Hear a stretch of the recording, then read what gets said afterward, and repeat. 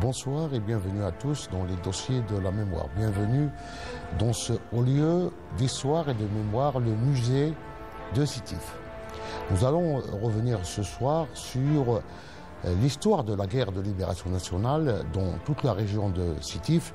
Nous allons revenir sur les exactions commises par l'armée coloniale française, les actions de FIDA et la bravoure d'un peuple qui a résisté face aux brutalités du système colonial.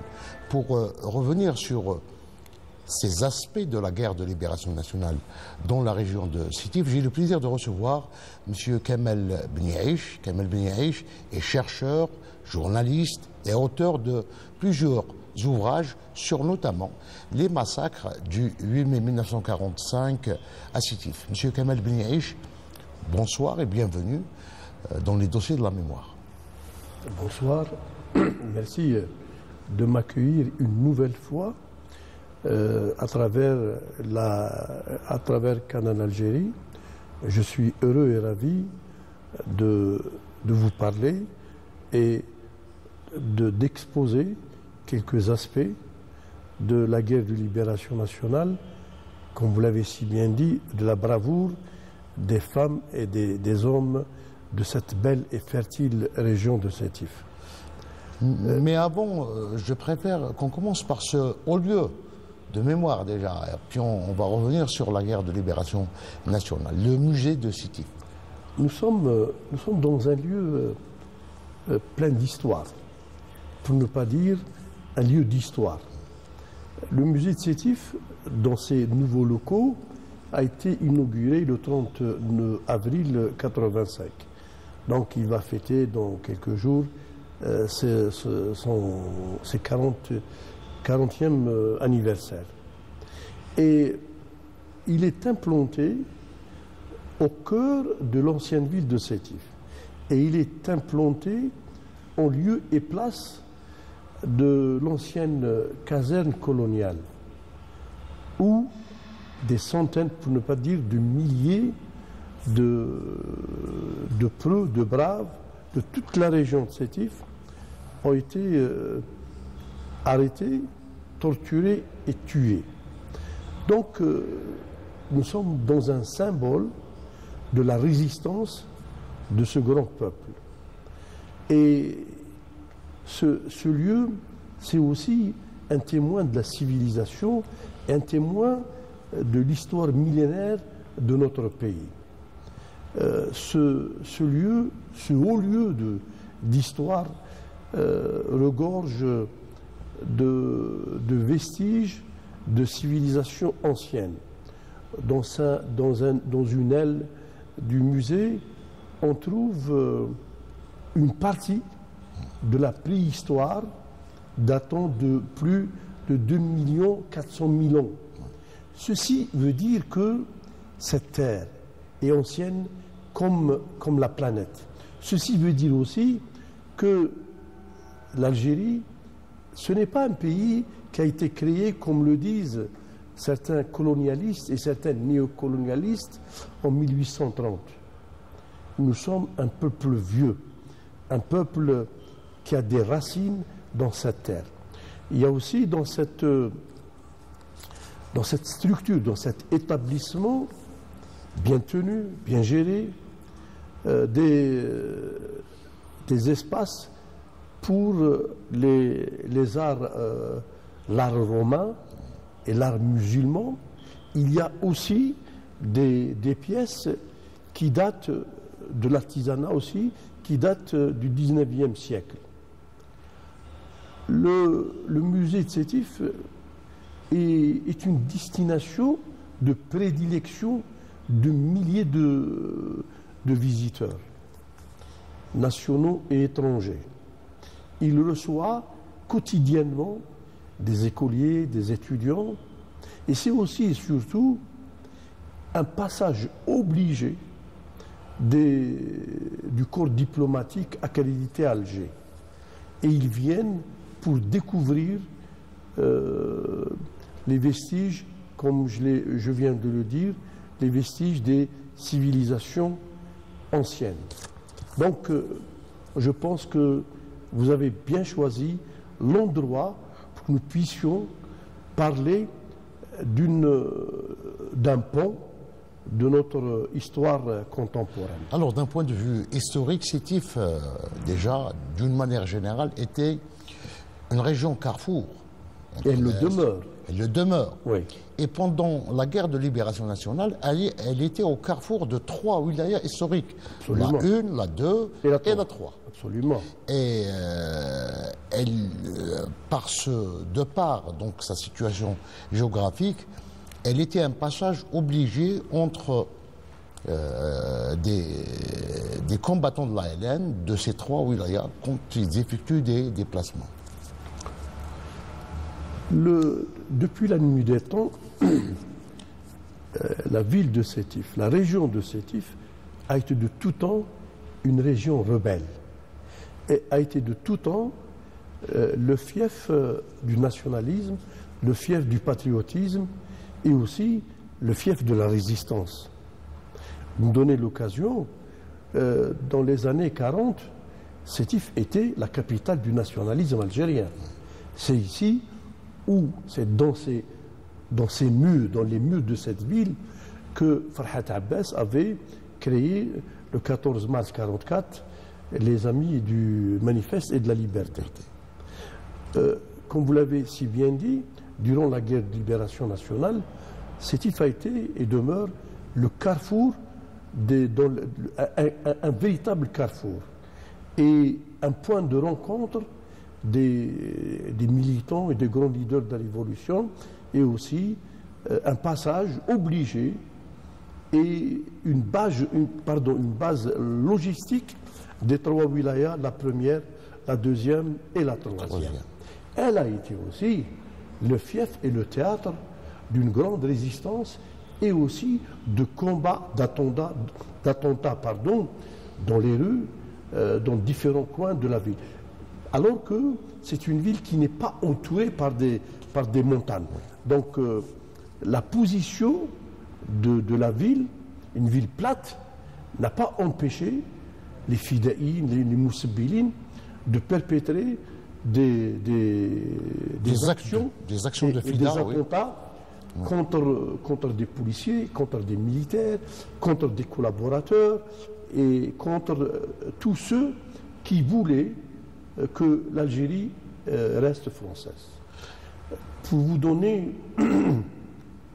un petit aperçu, la ville a connu, durant la guerre de libération, plus de 292 attentats. La ville de Sétif a donné au pays 500 de ses meilleures filles et fils. Donc, nous avons, pour la seule ville, 500 martyrs. Je voudrais aussi... La ville, dans les années 50, il faut que les choses dans son ancienne configuration. La ville durant la guerre de libération nationale. Alors, et puis, pour parler de la ville, avant de parler aussi d'un autre bastion, à savoir l'Elma, et pour ne pas oublier une citadelle de la résistance, Bougaa, ex-Lafayette. Ouais. Bon, permettez-moi de vous dire que les jeunes, des jeunes scouts, des jeunes militants, des jeunes collégiens et lycéens, de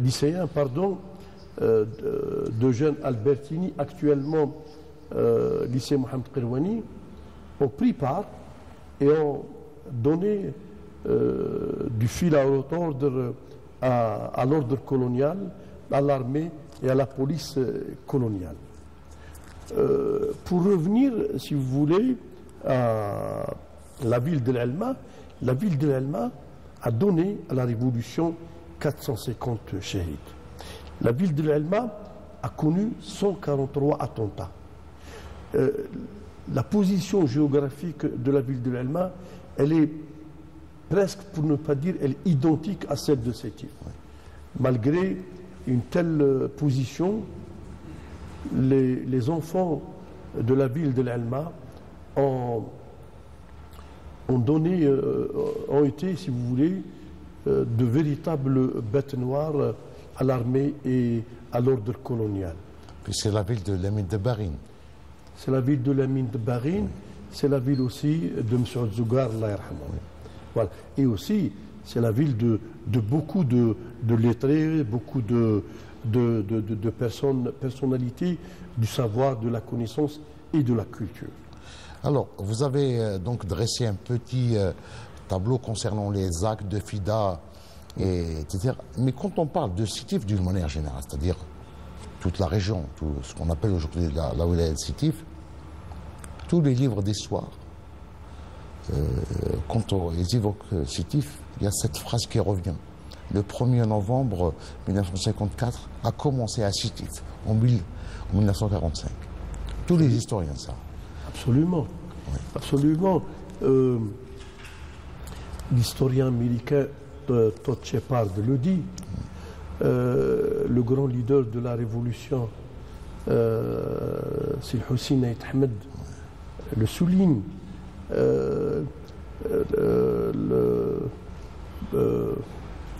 Saad Hafid Boussouf le souligne. Et beaucoup d'autres le disent. Beaucoup d'autres le disent. Comme je l'ai dit tout à l'heure, Sétif était, dans les années 40, la capitale du nationalisme algérien. Et c'est les massacres de mai 1945 qui ont été le détonateur et le déclencheur de la guerre de libération nationale. Pour revenir, si vous voulez, à la guerre de libération nationale. Au 1er novembre, au lendemain du 1er novembre, est-ce que vous pouvez nous parler de Sétif au lendemain, c'est-à-dire le 1er novembre 1954? Les Sétifiennes et les Sétifiens n'ont pas oublié les massacres de mai 1945. Les Sétifiennes et les Sétifiens ont subi dans leur chair cette plaie, cette cicatrice. Et après, ils ont eu l'occasion, j'ai la chair de poule en parlant de ces événements-là et de cette période-là, ils ont pris leur revanche. Je vais vous donner une date avant de parler de la ville de Bougaa. Oui.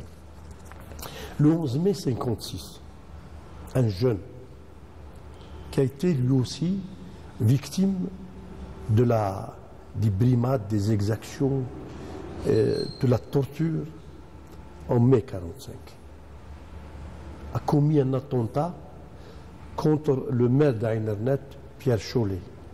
Et juste quelques temps après, il y a eu le premier isolement durant la guerre de libération à Sétif. Il y a eu un couvre-feu pendant 48 heures. Et durant cette période-là, Dieu seul sait combien d'hommes et de femmes ont été appréhendés, torturés et tués pendant ce laps de temps. Juste après le déclenchement de la guerre de libération nationale, les colons qui ont participé dans le cadre de la milice, les policiers qui ont participé dans le cadre de la répression policière, les collaborateurs qui ont participé à leur tour dans le massacre ont payé et ont été exécutés par, comme on dit chez nous, par Nidam. Donc, on n'a pas oublié. Et si vous permettez, je voudrais revenir sur Bougaa. Bougaa aussi a été un fief et un berceau de la résistance et de la lutte contre le colonialisme. Bougaa, niché au pied du mont L'Anini, une montagne qui a connu des batailles, qui a abrité des centaines et des centaines de moudjahidines et de moudjahidettes, a connu pendant la guerre de libération nationale, a enregistré 29 attentats, opérations meurtrières. Et c'est des opérations de qualité. On va en parler sur la fameuse opération de mars 58. Et Bougaa et la région de Bougaa a donné à la révolution 143 braves et preux, et dont 80 individus, personnes, shahids, sont issus de la région. Quand je dis la région, je parle de tout le nord de Sétif, je pratiquement. parle de Genzet, Oui. je parle de Raqbila, de Maouklen, de Bouandas, de Bni Urtilen, de Bni Shibana, de Ain Ligrej, et j'en passe. Donc, et je voudrais m'excuser auprès des Sétifiennes et des Sétifiens.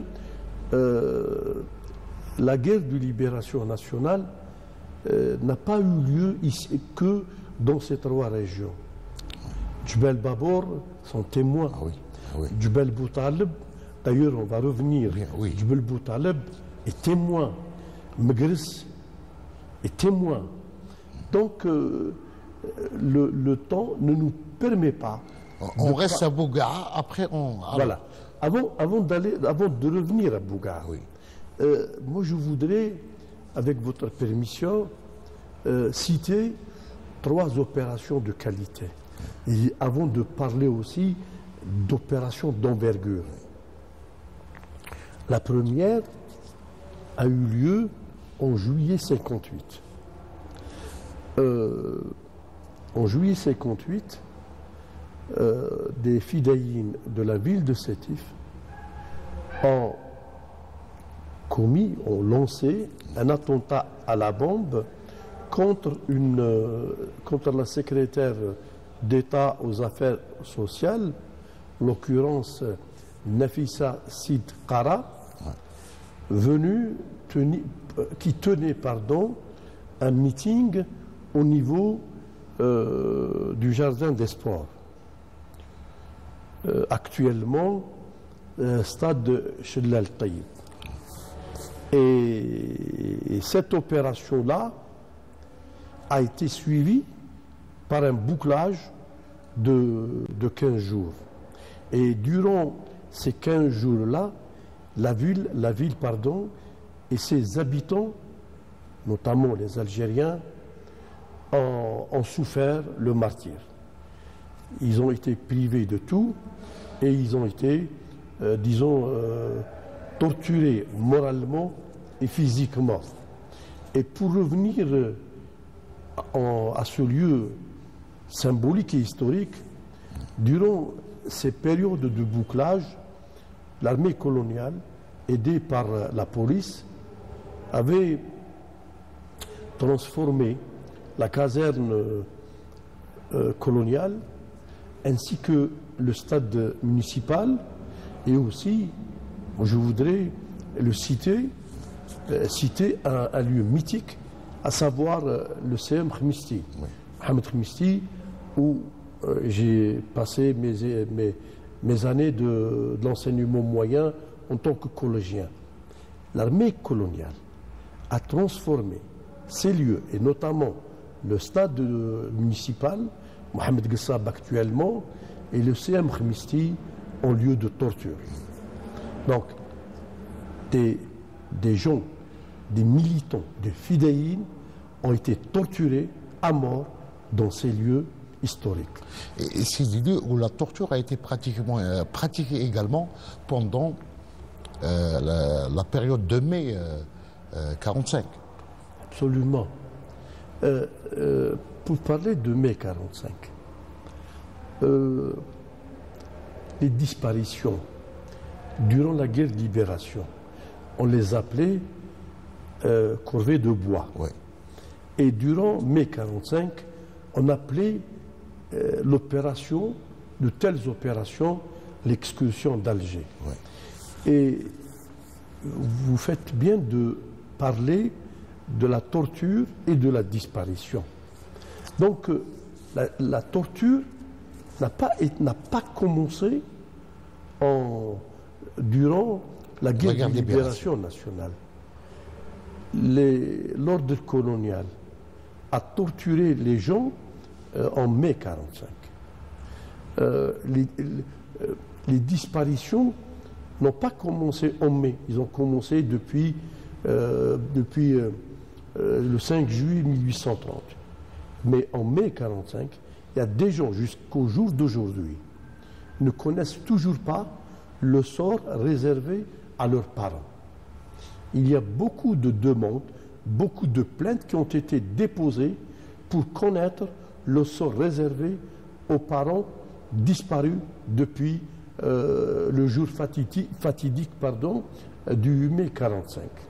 Donc, pour revenir, si vous voulez, à la guerre de libération nationale, pour ne pas me tromper, je voudrais revenir consulter, mais pour ne pas faire d'erreur, consulter ma fiche. Donc, l'Elma, par exemple, le jeudi 7 août 58, à 9h15 exactement, un fidèle, Gerchouch Foudir Allah yarhamou, exécute en pleine rue le lieutenant Robert Leland, le cerveau du 29e dragon. Il l'exécute dans un coin de la rue de la Révolution, ex-rue de Floris, à hauteur d'un bain Hammam Skel. Et l'exécution de ce sanguinaire a mis en émoi le commandement militaire, et pendant 19 longs et difficiles jours, la ville et les citoyens de l'Elma ont connu les pires moments de leur existence. Pendant cette période, l'armée a tué sans discontinuer. On ne connaît pas, jusqu'à l'heure actuelle, le nombre de morts, de tués, victimes, en vindicte, en revanche, si j'ose m'exprimer de la sorte, contre la mort du sanguinaire punitive. Robert Leland. Et cette action, ils ont tout fait, je dis bien, ils ont tout fait pour retrouver le fidèle qui montait par la suite au maquis. Ils ont tout fait pour avoir, comment dirais-je, des tuyaux pour connaître le cerveau, pour connaître la méthode, pour connaître les gens qui ont aidé le fidèle à perpétuer cette action. Ils ne l'ont pas su jusqu'au jour où je vous parle. Donc, cette action a abîmé le moral du commandement militaire de la ville de l'Elma, qui a connu des moments de gloire et aussi beaucoup de moments de souffrance. Pour revenir, si vous voulez, à la ville de Bougaha. À la ville de Bougaha. Alors, on est au mois de mars 1958. Le 4 mars 1958, oui. Exactement.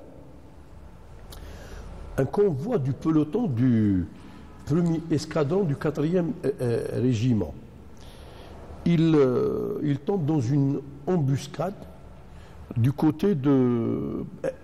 Cette embuscade est dirigée par un preux, Abdelkader El-Barik, au lieu dit Aïn Lahjar, entre Titest et Bougaha. Cette action fait 16 soldats tués. Donc, le bilan est terrible pour le commandement militaire français. Perdre 16 soldats dans une embuscade, dans une petite bourgade du pays profond, c'est un affront pour l'armée française. Et cet affront-là a été chèrement payé par les habitants de la ville de Bougaha. 2 jours après, le 6 mars 1958, la ville est encerclée. Elle va connaître la plus horrible rafle de son histoire. Donc, des centaines, voire des milliers de citoyennes et de citoyens. Tout le monde a été raflé. Petits et grands, femmes et enfants, jeunes et vieillards, ont été emmenés par la force et parqués dans le stade communal sous une chaleur torride, sous un soleil de plomb. Ils ont subi les affres de la nervosité, de la répression. Ils ont été torturés. Humiliés en public. Humiliés aussi, Oui. humiliés. Donc, des hommes ont été humiliés devant leurs femmes. Des pères de famille ont été humiliés devant leurs enfants. Et puis, pour se venger, ils prennent 8 des meilleurs enfants de la ville de Bougar, des militants de la cause nationale, des résistants, des fidayines, qui vont être exécutés Au niveau du pont, donc. Qui vont être exécutés au niveau du pont de Boarouj. Oui. Et ils vont être exécutés le 11 mars. Et moi, je voudrais, en signe d'hommage à ces gens-là, à ces shuhada-là, je voudrais, si vous permettez, citer les noms des victimes de la barbarie coloniale. Oui. Je citerai Alwani al-Khdar, pardon, Atoui Mohamed, Belhattab Qaddour, Belhoussin al-Khdar, Ben Addad al-Khdar, Daoud al-Amri, Dbihi Djelloul et Tayyib Taklit. Je reviendrai à propos de Tayyib Taklit. Ils ont été exécutés froidement, sans jugement, au niveau du pont de Boarouj.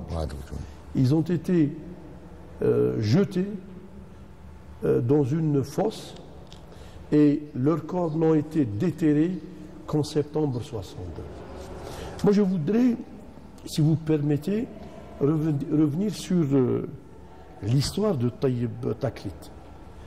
Moi, je ne l'ai pas connu, mais par respect, je l'appelle Hamid Tayyib. Hamid Tayyib faisait partie de la cellule clandestine du PPA, du collège Eugène Albertine. Hamid Tayyib, Allah yarhamou, était copain, camarade et ami de Abdelhamid Benzine et de Katib Yassine. Hamid Tayyib, il a été exclu au même titre, avec ses 16 camarades.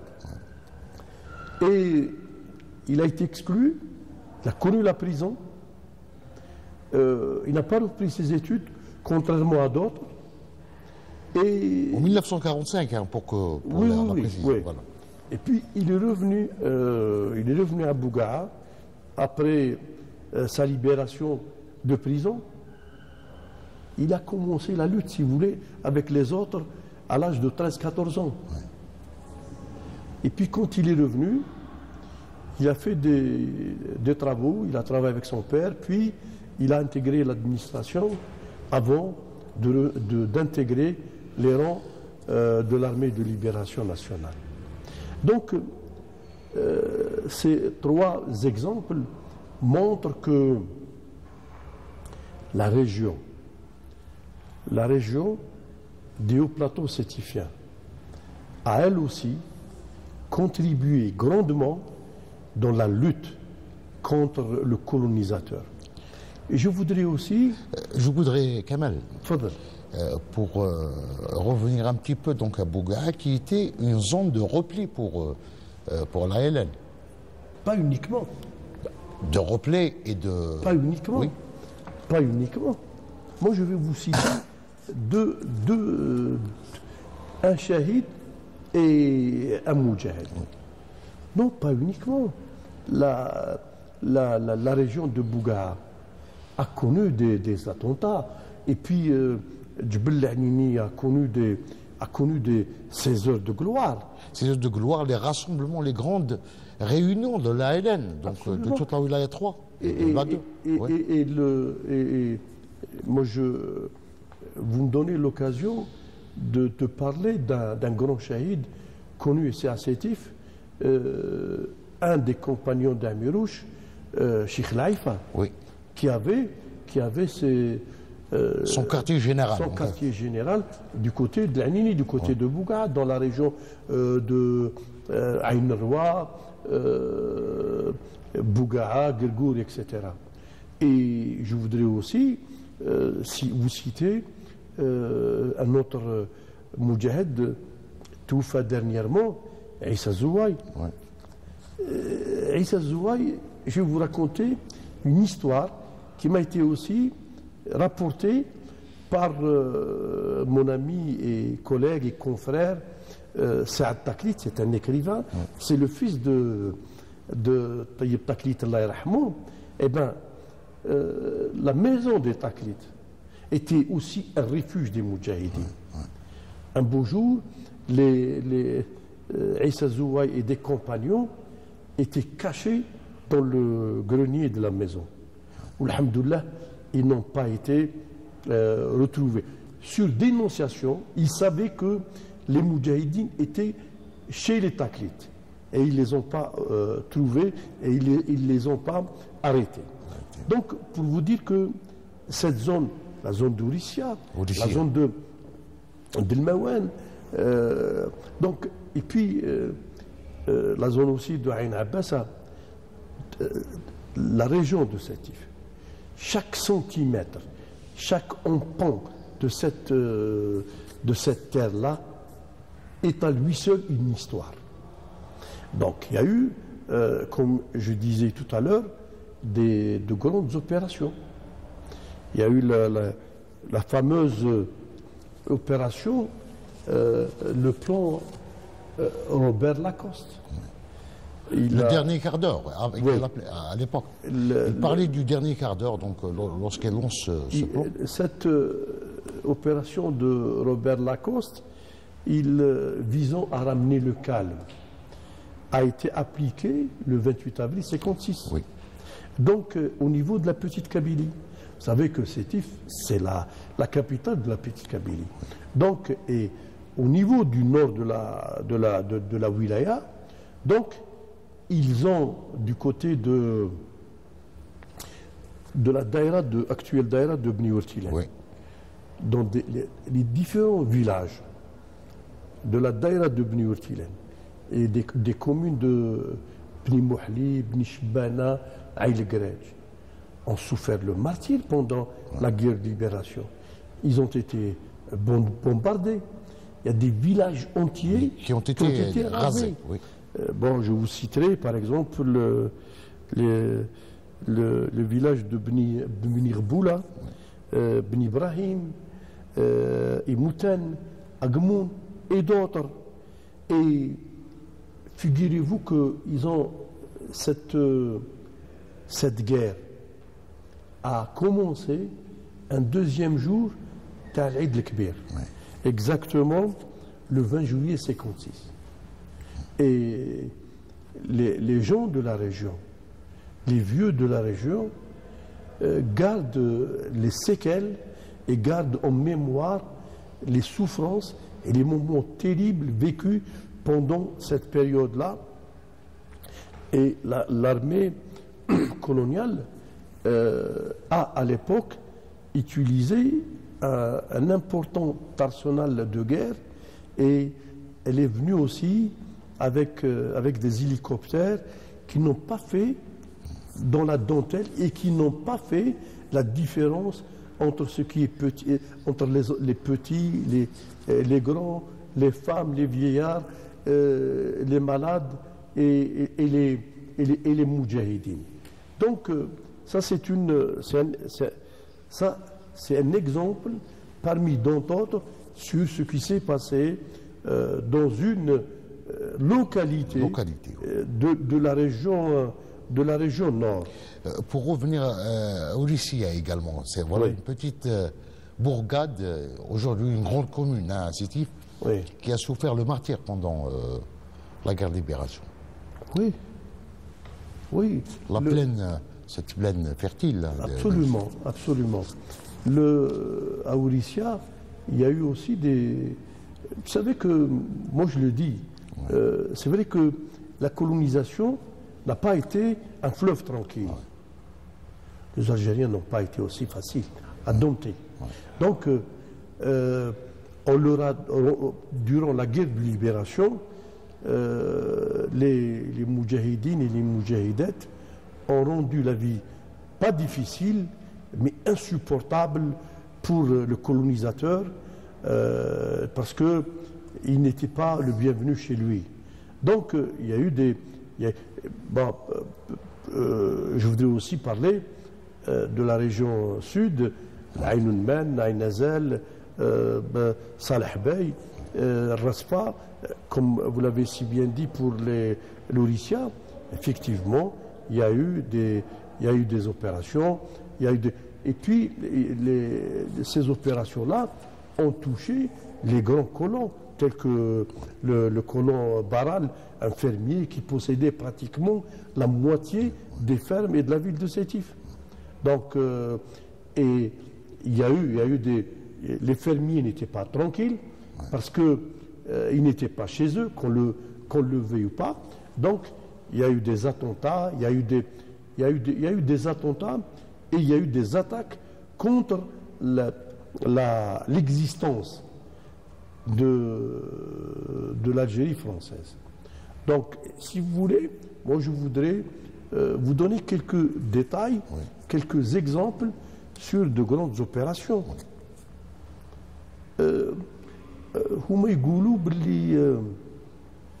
On a exterminé la résistance, on a anéanti l'armée de libération nationale, on est plus fort, mais ils n'ont jamais rendu public leurs pertes. Et parfois, ces pertes-là se chiffraient en centaines de soldats morts. Moi, je voudrais vous donner un exemple. Voilà. La bataille d'Ouled Ben Nasser, du côté puis Djebel Boutal.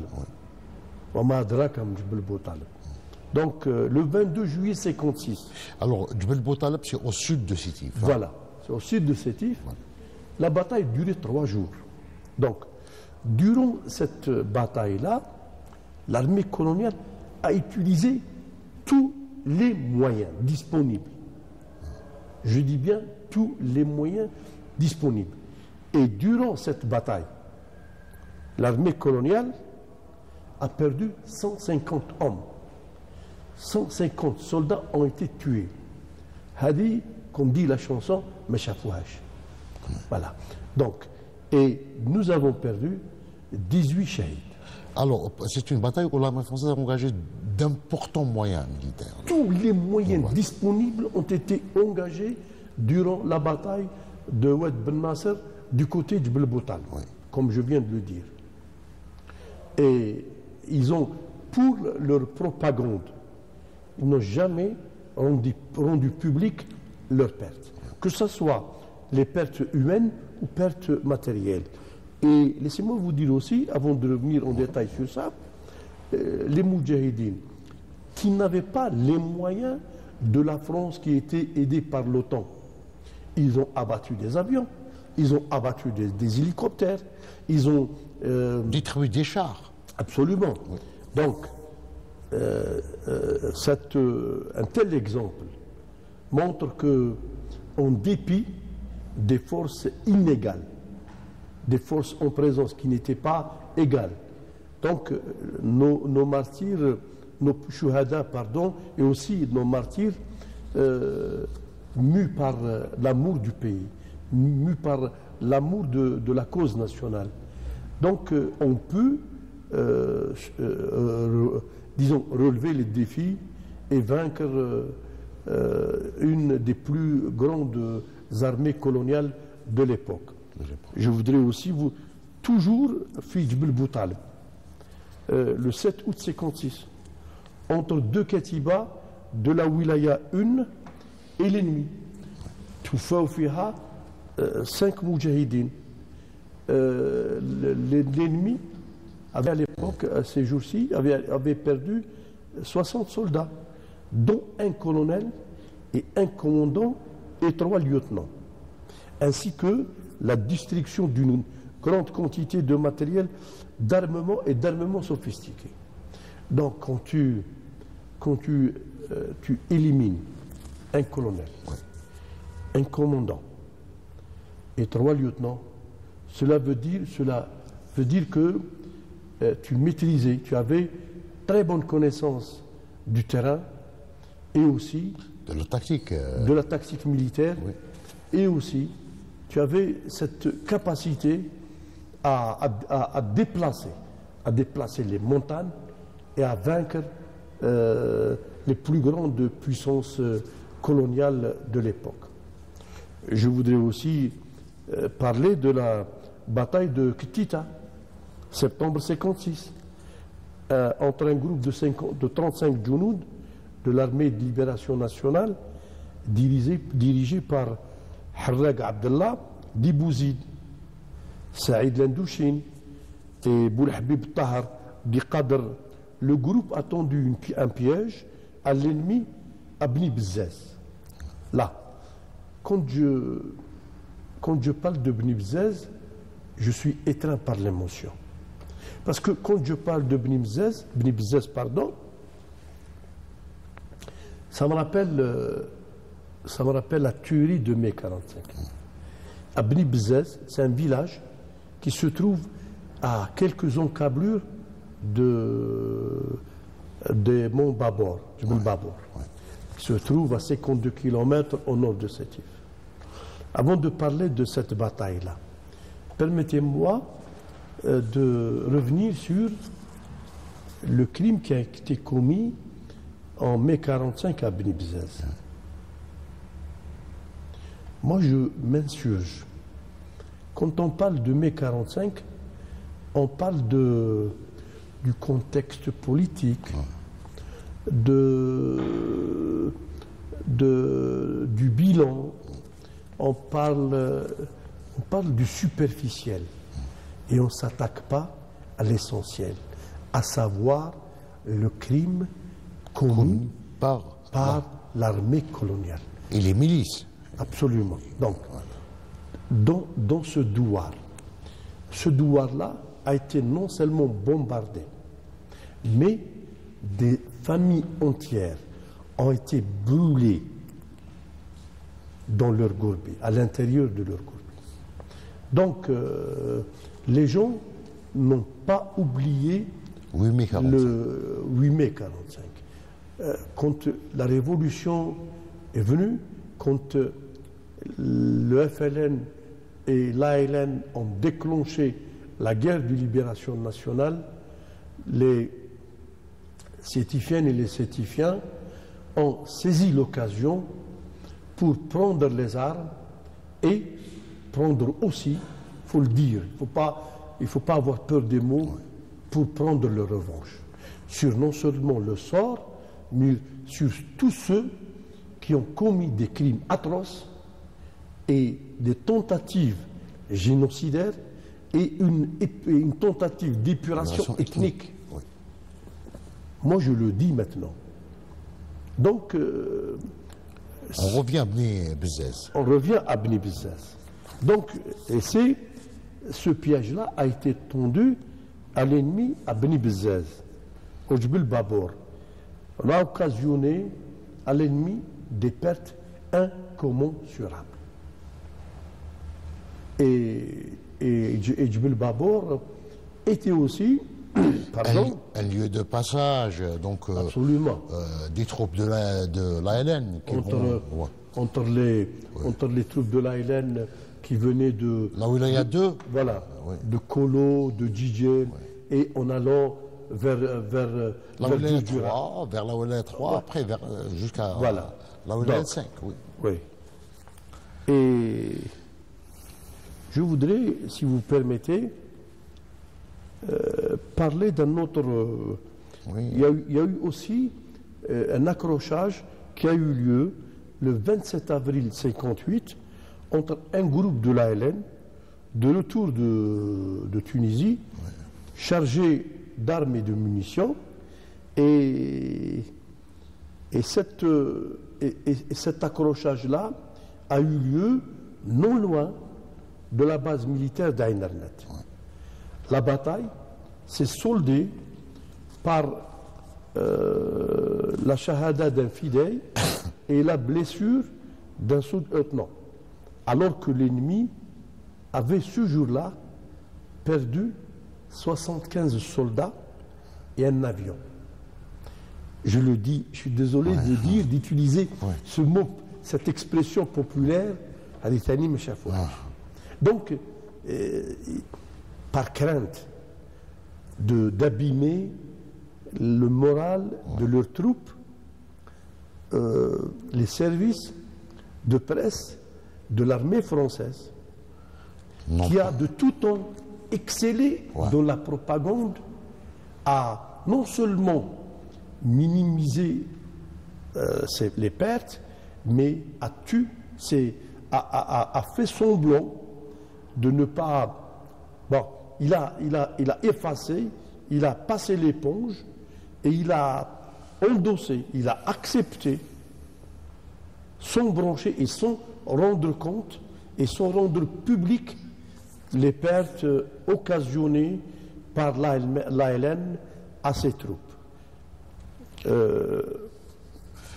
Kamel, j'aimerais qu'on aborde maintenant, on est donc l'émission tire à sa fin, un aspect qu'on n'a pas évoqué, Sétif, c'est aussi la ville d'où les premières infirmières vont rejoindre le maquis, notamment le maquis de la Wilaya 2. Oui, oui. Pour évoquer également la participation de la femme dans cette glorieuse révolution.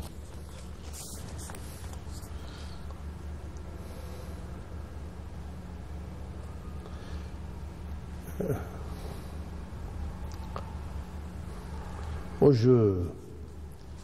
vous me donnez l'occasion de rendre hommage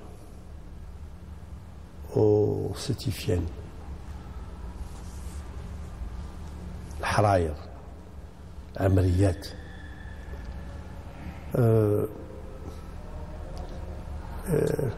La guerre, l'indépendance de l'Algérie n'est pas uniquement l'œuvre des hommes, elle est aussi l'œuvre des femmes, et surtout.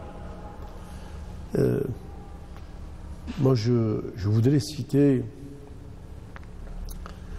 les sœurs Saliha et Jamila de Djeffel. Que nous saluons, Saliha Djeffel, que nous saluons. Voilà. Saluons, oui. Des Sétifiennes qui ont fait la guerre de libération nationale alors qu'elle avait entre 14 et 15 ans en France. Il y a Fatima Zohra Ben Samra, il y a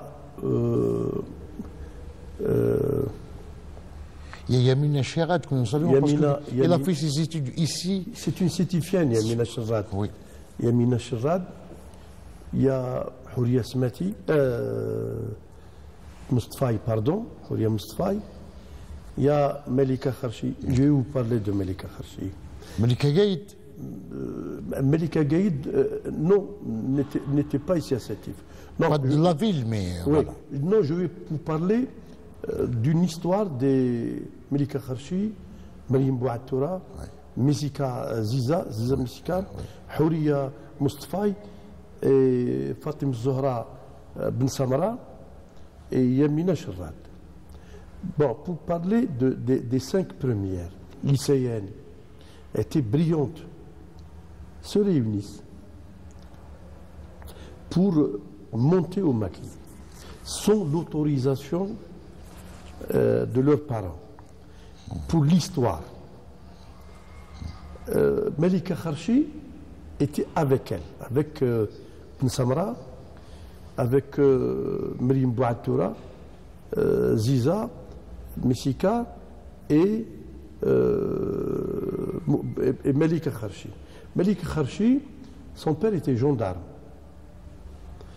Et elle a assisté à la réunion qui s'est tenue dans un jardin, jardin d'Orléans, ex-jardin d'Orléans, actuellement jardin Al-Fawi.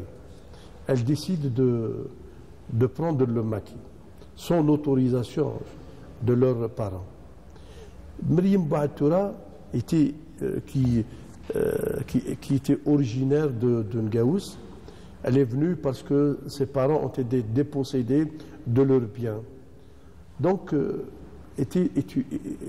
vivait dans une famille aisée, tout comme Malika Kharchi. Malika Kharchi, sans prendre l'autorisation de son papa, elle décide de monter au maquis avec les filles. Donc, elles n'étaient pas des infirmières, hormis Sherrat, oui. Sherrat qui avait, la Hibarak, une très très bonne formation.